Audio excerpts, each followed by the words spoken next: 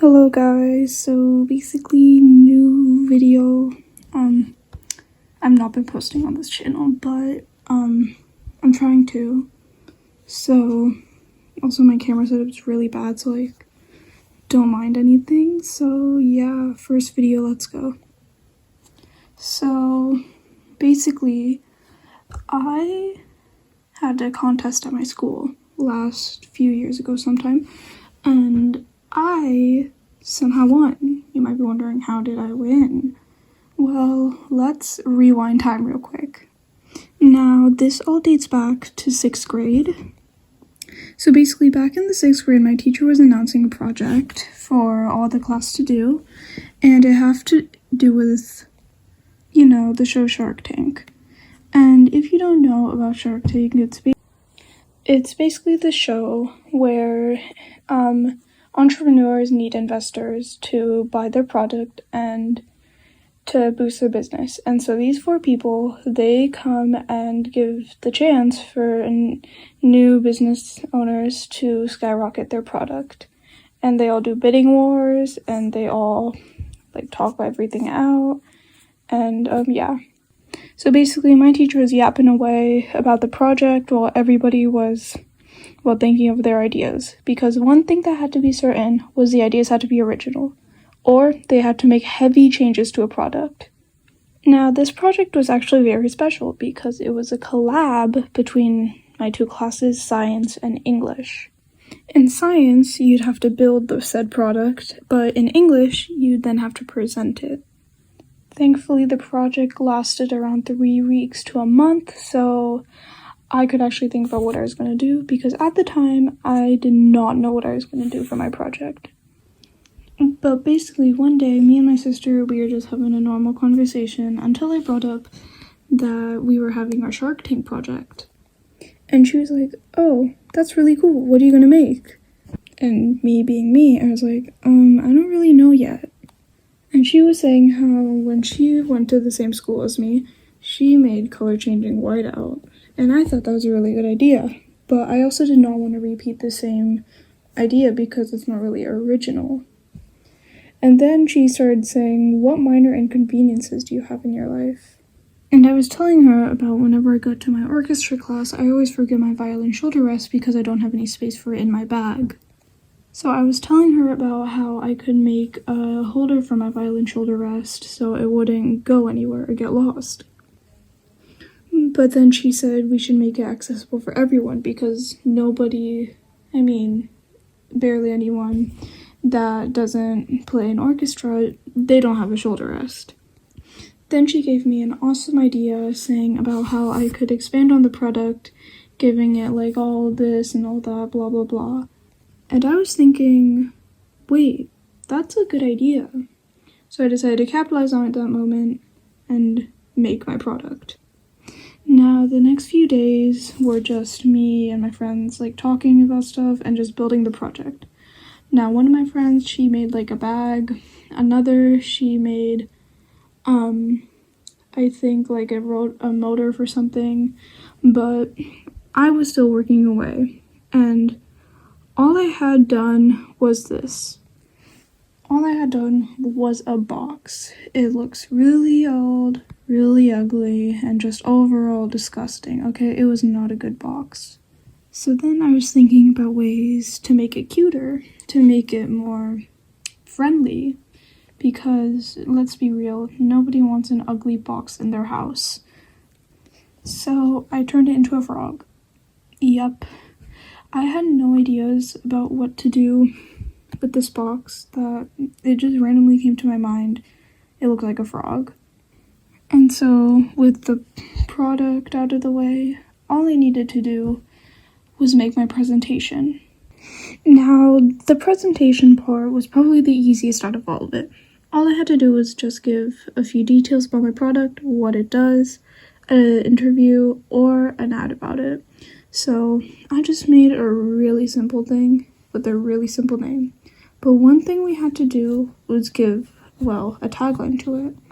Like Nike's Just Do It, Apple's Think Different, all this stuff. So knowing I had to come up with a earth-shattering, mind-blowing tagline and a mind-blowing name, I just decided I'd do the first thing that comes to mind. Which, might I add, is really stupid. And I decided to give this little guy's name Froggy Dude. And, well, if you thought that was bad, don't even think about the tagline.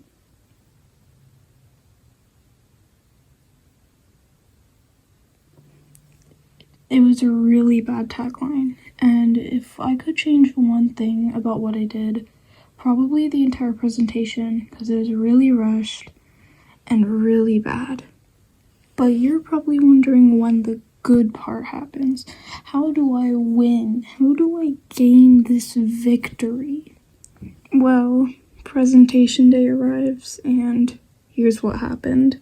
So some people put a lot of effort into their presentations, but some people literally did nothing. Some people made them really cutesy, and some people even had a ton of ads.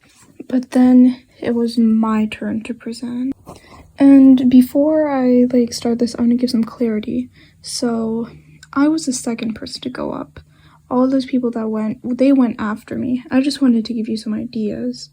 But the first person that went, no offense, but his presentation was really bad.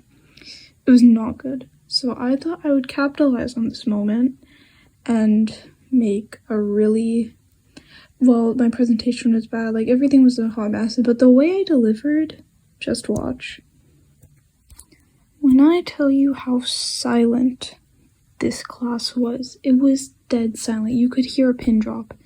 And so that just made me more nervous to present. So I just gave it my all. I first talked about my product ideas and what the logo was based off of, why it's a box, and literally everything. But unlike the last guy, I actually was engaging. I actually showed that I had passion for my project. I actually showed that I actually cared, which I didn't, but we can pretend.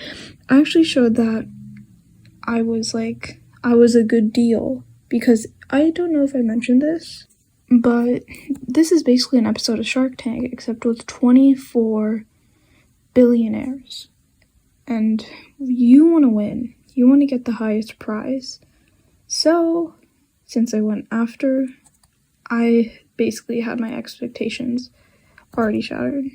Since the first guy was so bad at showing how his product worked and how it was not good at all, everyone's expectations were on the floor. So when I actually gave a decent, maybe even not good, speech about how my product should make money and how it should help people, their expectations were shattered, basically. And when I was giving my presentation, everybody was clapping and cheering. Probably because I had to, but I'd like to hope it's because it was actually good. When I was done with my presentation for class, I had 3 people walk up to me saying that they would invest in my product. And that's really good, because that's what you want in the game. And I felt actually really happy because people are paying attention to my product. Now, after everybody's presentations were done, they would give you a slip of paper and $5,000, and you donate however much money you want. You could donate your $5,000 to one person, donate it to 5 other people. It's anything. And basically, the person with enough money, they would win, okay? And so that entire process took 2 weeks. So nobody knew who won until one day in class. Basically, one day in class, we were all doing our work in English until the teacher stood up and said, "We are going to announce the winners of the Shark Tank project." In 3rd place, Stella, with her color-changing lipstick. She won 1.3 million. Woo, woo, cheers erupted. Now, I wasn't expecting me to win. Okay, because there's tons of great inventions, and when I mean great, I mean they should actually be real. So I was thinking my little froggy dude wouldn't even come close to who won. In second place, the potato parrot with froggy dude. Excuse me. How did I get it? How did I win? I got 1.4 million. I just barely beat that lipstick girl. But how did I win? How was my froggy dude idea so great? How did it win the hearts of many? Why did people donate to Froggy Dude? That's a question I've always had ever since, because Froggy Dude isn't that good. I'll show you a picture of him at the end. Okay, well, I got second place, but first place guy, he made a fridge that cleans bacteria, which is a pretty good idea. He got 2.6 million. There's also other awards where they there's most used, best idea, most creative idea, those. He won all of them, so it makes sense why he got first place. But I just want to show you the duality of these three ideas here. We have color changing lipstick, really big idea, can be amazing for makeup and beauty in general. Then we have a cleaning bacteria fridge. You don't understand it. I hope you understand how big that is. That can be an actual idea, and I would buy it. I would 100% buy it. And then in the midst of these two great ideas, we have this thing.